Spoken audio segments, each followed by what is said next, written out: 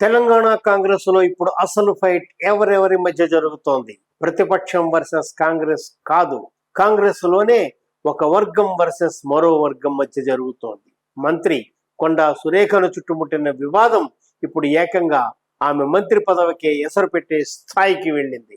ఇప్పటి వరకు కొండా సురేఖ కుటుంబం నుంచి వచ్చిన వ్యాఖ్యలపై వివాదం నడిచింది. కానీ ఇప్పుడు సొంత పార్టీ ఎమ్మెల్యేలే కొండా సురేఖను టార్గెట్ చేస్తున్నారు.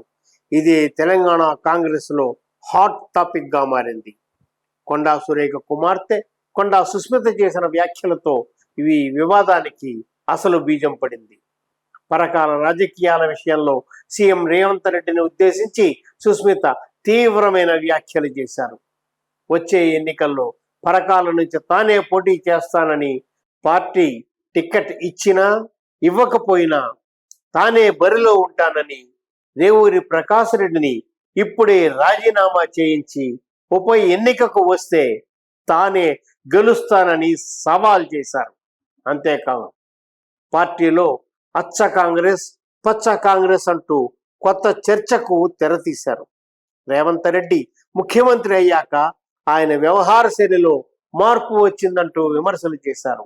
కొండా మురళికి ఎమ్మెల్సీ పదవి ఇస్తానని హామీ ఇచ్చి నెరవేర్చలేదన్న ఆరోపణలు కూడా చేశారు. ఈ వ్యాఖ్యలపై కాంగ్రెస్ అధిష్టానం కూడా సీరియస్ అయింది. సుస్మిత వ్యాఖ్యలు పార్టీ ప్రతిష్టకు, సీఎం రేవంత్ రెడ్డి ప్రతిష్టకు నష్టం కలిగించేలా ఉన్నాయని కాంగ్రెస్ క్రమశిక్షణా కమిటీ అభ్యంతరం వ్యక్తం చేసింది.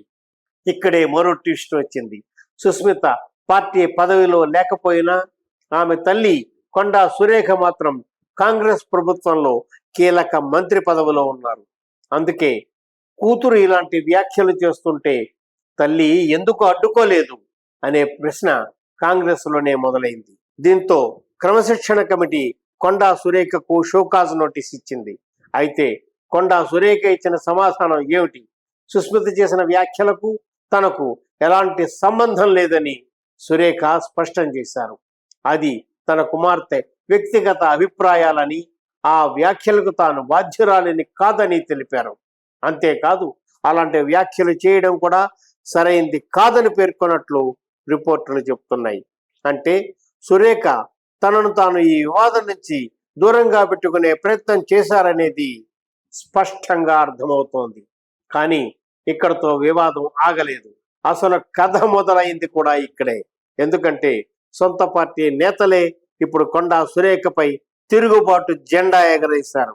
ఉమ్మడి వరంగల్, నల్లగొండ ప్రాంతాలకు చెందిన 15 మంది కాంగ్రెస్ ఎమ్మెల్యేలు, 5 ఎమ్మెల్సీలు సమావేశమై సుస్మిత వ్యాఖ్యలపై తీవ్రంగా చర్చించినట్లు తెలుస్తోంది. సుస్మిత వ్యాఖ్యలను సురేఖ ఖండించకపోవడంపై వారు అభ్యంతరం వ్యక్తం చేశారని సమాచారం. మంత్రి పదవిలో ఉన్న వ్యక్తి పార్టీ నాయకత్వాన్ని, ముఖ్యమంత్రిని ఉద్దేశించి చేసిన వ్యాఖ్యల విషయంలో బాధ్యత వహించాల్సిందేనని వారు అభిప్రాయపడ్డారు. ఇక కొందరు నేతలు మరో అడుగు ముందుకేశారు. కొండా సురేఖను మంత్రి పదవి నుంచి తొలగించాలి, అంతేకాదు పార్టీ నుంచి కూడా డిస్మిస్ చేయాలని అధిష్టానాన్ని కోరినట్లు సమాచారం. ఇప్పుడు అసలు ప్రశ్న, ఇది కేవలం సుస్మిత వ్యాఖ్యలపై కోపమా, లేక వరంగల్ రాజకీయాల్లో చాలా కాలంగా ఉన్న గ్రూప్ వార్ ఇప్పుడు బయటపడిందా? ఎందుకంటే పరకాల నియోజకవర్గంలో కొండా కుటుంబం, ఎమ్మెల్యే రేవూరి ప్రకాష్ రెడ్డి వర్గాల మధ్య రాజకీయ పోటీ కొత్తది కాదు. గతంలోనే సుస్మిత పరకాల నుంచి పోటీ చేస్తానంటూ సంకేతాలు ఇవ్వడం, కొండా కుటుంబం మళ్ళీ పరకాలపై ఫోకస్ పెట్టడం, ఇప్పుడు సీఎం రేవంత్ రెడ్డి రేవూరి ప్రకాష్ రెడ్డికి మరోసారి మద్దతు ఇవ్వడం, ఈ పరిణామాలన్నీ కలిసి రాజకీయ వేడిని పెంచుతున్నాయి. అంటే ఇది కేవలం ఒక కూతురు చేసిన వ్యాఖ్యల వివాదంగా చూడాలా, లేక 2028 ఎన్నికలకు ముందే కాంగ్రెస్ లో నియోజకవర్గాల ఆధిపత్యం కోసం మొదలైన అంతర్గత పోరుగా చూడాలా? అదే ఇప్పుడు అసలు చర్చ. ఒకవైపు సీఎం రేవంత్ రెడ్డి నాయకత్వం, మరోవైపు పార్టీ కోసం ఎంతో చేశామనే భావనలో ఉన్న పాత కాంగ్రెస్ నేతలు, ఇంకోవైపు కొండా కుటుంబం తమ రాజకీయ ప్రాధాన్యతను కొనసాగించాలనే ప్రయత్నం. ఈ 3 కోణాలు ఇప్పుడు ఒకే పాయింట్ లో ఢీకొంటున్నాయి. అందుకే ఇప్పుడు తెలంగాణ కాంగ్రెసులో అందరి చూపు అధిష్టానం వైపే. 15 మంది ఎమ్మెల్యేలు, 5 ఎమ్మెల్సీలు ఒక మంత్రి మీదే చర్యలు తీసుకోవాలని డిమాండ్ చేస్తే అధిష్టానం ఎలా స్పందిస్తుంది? కొండా సురేఖకు కేవలం హెచ్చరికతో సరిపెడుతుందా, లేక మంత్రి పదవిపై నిజంగానే వేటు వేస్తుందా? అదే ఇప్పుడు అసలు ట్విస్ట్.